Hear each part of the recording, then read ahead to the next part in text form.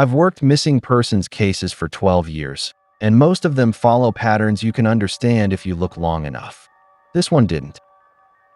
Apartment 204 had a history, but not the kind that draws attention right away.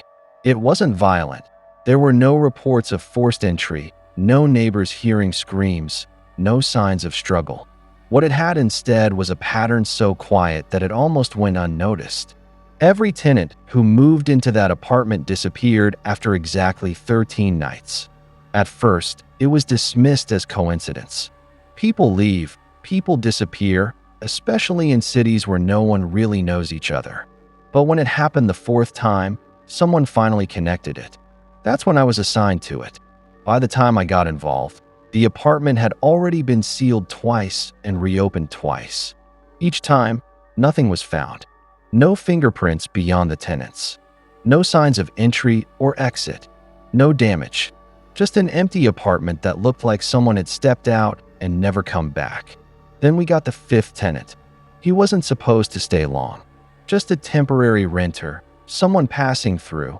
But unlike the others, he knew about the apartment's history before moving in. And instead of avoiding it, he decided to document it. That's how I ended up watching the footage. He set up cameras himself.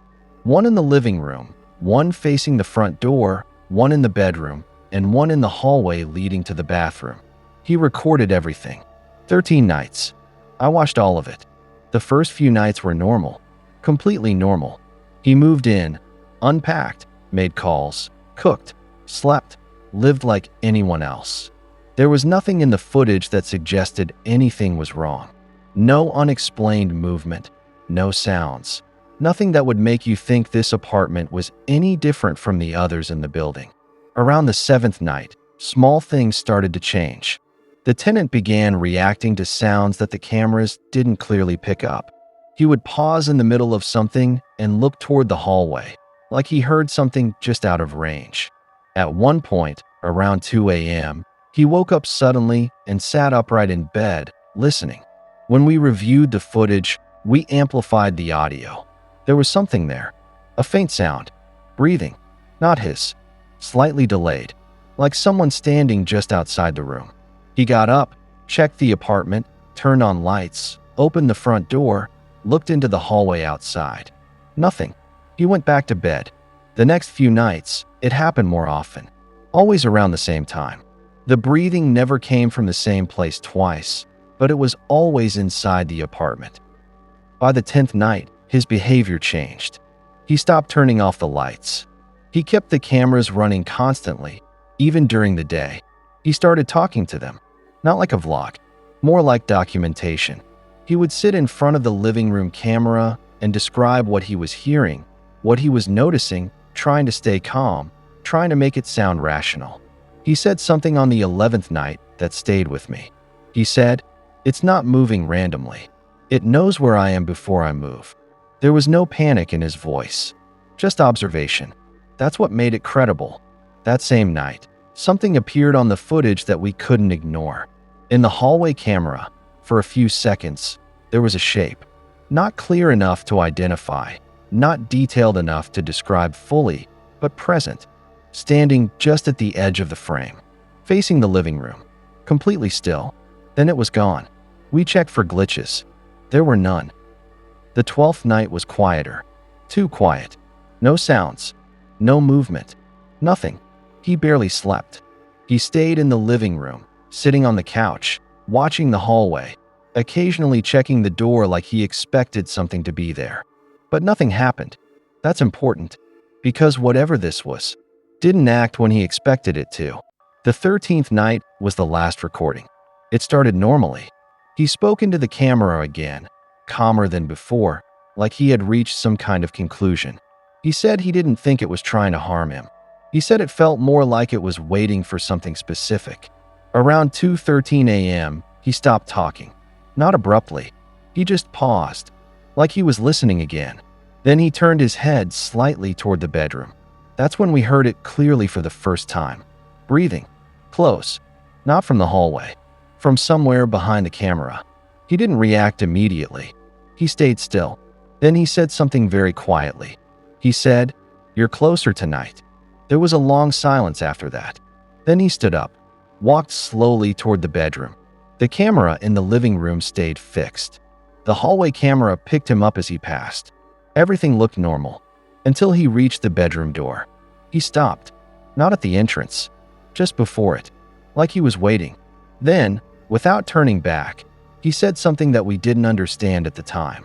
He said, "It doesn't want the room. It wants the count." Then he walked in. The bedroom camera caught the rest. He entered slowly, the lights already on, nothing visibly different from the previous nights. He stood in the center of the room. Then the breathing started again, right behind him, close enough that it should have been visible on camera. But there was nothing there. He didn't turn around. That's what stood out. He didn't even try.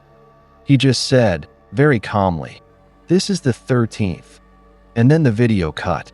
It just ended. That was the last footage. When we entered the apartment later that day, everything was exactly where it should have been. No signs of struggle. No signs of forced entry. No trace of anyone else being there. The cameras were still in place. All recordings intact. Except for one thing. There was an additional file on the system. One that wasn't recorded by any of the cameras. No timestamp that matched the others. No source. Just a file. We almost missed it. When we opened it, it showed the bedroom. Same angle. Same lighting. But different. Because he was there. Standing in the center of the room. Facing the camera. Not moving. Just standing. We watched for several minutes. Nothing changed. Then, very slowly, he leaned slightly closer to the camera and spoke, perfectly calm. He said, "It isn't the apartment." He paused, then continued, "It's whoever stays long enough to finish the count." That was the first twist. It wasn't tied to the place. It was tied to the person. And then he said something else. Something that made us stop the video. He said, "You're already watching this." There was a silence after that. Then he added, almost as an afterthought, "That means it started again." We checked the case records after that. Every tenant, every report, every timeline. And we realized something we should have seen earlier. The count never reset with the apartment. It reset with observation. Every time someone stayed long enough to document it. The cycle continued. I closed the file after that. Officially, the case remains unsolved. But there's something I haven't told anyone. Something not in the report. When I first reviewed the footage, I watched it alone. Late. After hours. And I didn't finish it in one sitting. It took me several nights. 13, if I'm being exact. I didn't think anything of it at the time. Until last night. When I woke up at exactly 2:13 a.m. to the sound of breathing in my apartment. Close enough that I didn't need to turn around to know it wasn't mine.